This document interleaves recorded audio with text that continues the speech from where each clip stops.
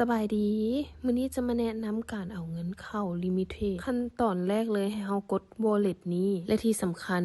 อย่าลืมกดเข้าที่ Spot หลังจากนั้นเฮาเลือก USDT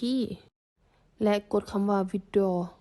แล้วมันจะมีช้อยให้เลือกเฮาเลือกตัวที่1 Set via Crypto Network และตัวที่1มันจะให้เฮาใส่เลขกระเป๋าที่เฮาจะโอนเข้าไปนั่นเฮาก็เข้ามา Limited นี้เพื่อมาเอาเลขกระเป๋าฮอดหน้านี้แล้วเฮาคลิกเข้าติ้ม3ติ้มข้างๆนี้กด transaction หรือธุรกรรมขั้นตอนนี้เฮาต้องเลือกคำว่า deposit คลิกเข้าไปมันจะขึ้นเลขที่กระเป๋าของเฮาแล้วเฮา copy เลขกระเป๋าของเฮาออกมาหลังจากนั้นเฮาเข้าแอป Binance คืนคือเก่าแล้วนำเลขกระเป๋าที่เฮา copy เมื่อกี้นี้วางใส่แล้วอันที่2 network แม่นให้เฮาเลือกเครือข่ายที่เฮาสิโอนเข้า Limited เฮาเลือก BNB